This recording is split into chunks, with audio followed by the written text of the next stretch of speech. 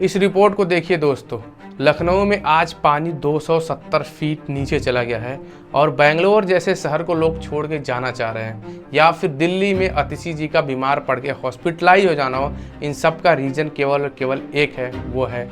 पानी। आज आपको लग रहा होगा कि हम ये वीडियो क्यों देखें, क्योंकि हमारे पास तो पानी है, बट ये रुकिए और इन 5 सिटीज़ को देखिए तो 2050 तक आते आते हेवली वाटर क्राइसिस से गुजरेंगे, या फिर नीति आयोग का माने तो 2030 तक आते आते इंडिया में जो पानी का यूजेज है वो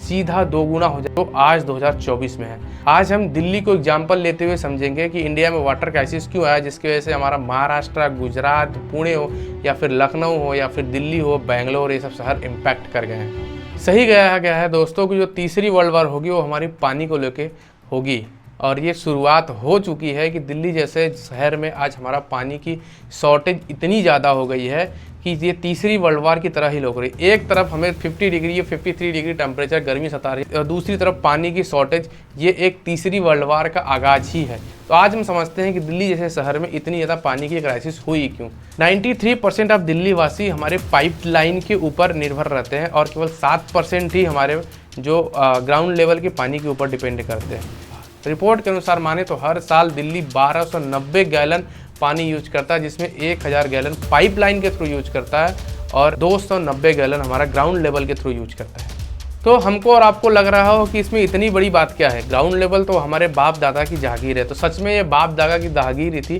कि जो जिसके जैसे चाहे वैसे वाटर लेवल को यूज कर सकता है। बट अगर हम न्यूज़ की देखें और रिपोर्ट्स की माने तो हमें 1/4 ऑफ ग्राउंड लेवल ही पानी यूज करना चाहिए, ताकि हम क्राइसिस से हमेशा बचे रहे। बट ये इम्पैक्ट जो है ये सीधा उल्टा हो गया है। 2020 की रिपोर्ट के अनुसार माने तो 86 मिलियन गैलन पानी यूज होता था ग्राउंड लेवल से निकाल के, बट ये 2024 तक आते आते 135 मिलियन गैलन यूज होना शुरू हो गया है, जो कि 2020 के मुकाबले 63% बढ़ा है। और ये नंबर कहीं कम होने वाला नहीं है, कहीं से भी नहीं लगता कि दिल्ली में ये नंबर कम होगा, क्योंकि जैसे जैसे जनसंख्या बढ़ रही है वैसे वैसे ग्राउंड लेवल की यूजेस बढ़ती जाएगी। और अगर जल बोर्ड की माने तो जल बोर्ड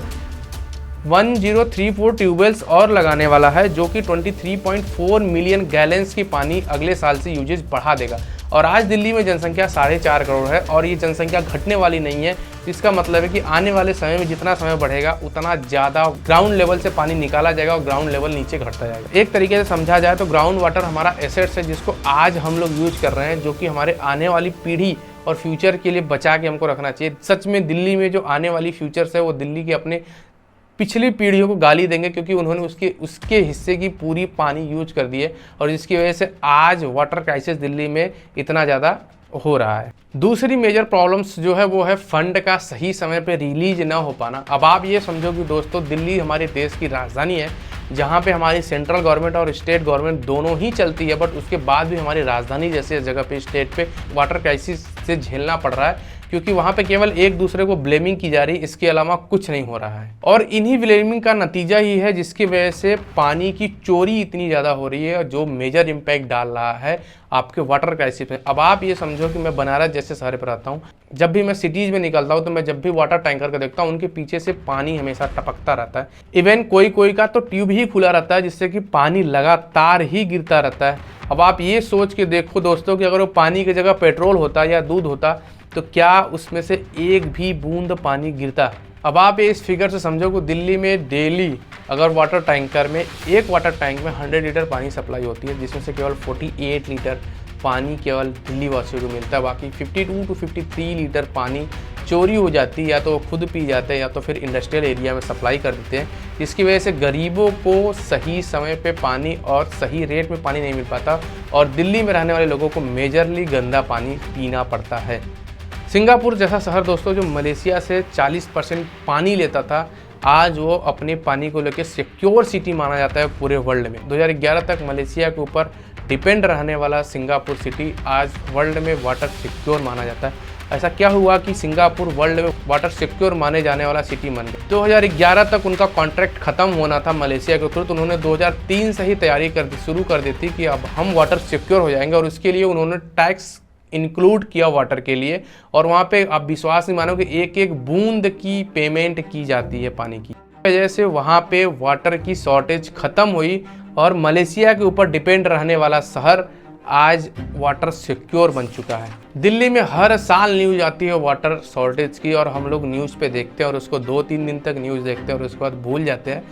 कि वाटर शॉर्टेज भी थी, और यूजुअली सॉल्व भी हो जाती है। बट इस बार की जो वाटर क्राइसिस आई है ये हैवली इम्पैक्ट कर रही है दिल्ली को, क्योंकि यहाँ पे इस बार ब्लेमिंग खेला जा रहा है और ये हमें ब्लेमिंग को हटाना पड़ेगा। तो दोस्तों ये मेजर प्रॉब्लम्स थी जो जिसको दिल्ली के थ्रू हम लोग वाटर क्राइसिस को झेल रहे थे या गुजर रहे थे। तो अभी आप सोचो कि अभी हम तो केवल दिल्ली में झेल रहे हैं, बट आने वाले समय में अगर हम लोगों ने वाटर के ऊपर कोई भी रेगुलेशंस या फिर एक्ट नहीं लगाए तो ये हमें समय के साथ पूरे देश में देखने को मिल सकते हैं, जिसमें हमारा हैवली मुंबई इम्पैक्ट होगा, बैंगलोर इम्पैक्ट होगा, दिल्ली इम्पैक्ट चल ही रहा है, और जितने भी मध्य प्रदेश जैसे शहर है ये सब हैवली इम्पैक्ट होंगे वाटर के थ्रू। तो हमें इसके ऊपर सबसे पहले तो क्या क्या चीज़ें हैं, डिपेंडेंसी है जिसके ऊपर हम लोगों को हटानी पड़ेगी, ऐसे कौन से सॉल्यूशंस है जो हमें खोजने पड़ेंगे जिससे हमारा ग्राउंड लेवल या फिर वाटर लेवल बना रहे। इंडिया में यदि आप देखो तो 1980 से लेकर 2024 जो कि आज चल रहा है, अगर आप देखते हो तो हमारे बीच कितनी सारी जलाशय ऐसी हैं या फिर झीलें ऐसी है या फिर नदियाँ ऐसी है जो कि या तो सूख गई है या तो फिर इंडस्ट्रियल यूजेस की वजह से ख़राब हो गई है,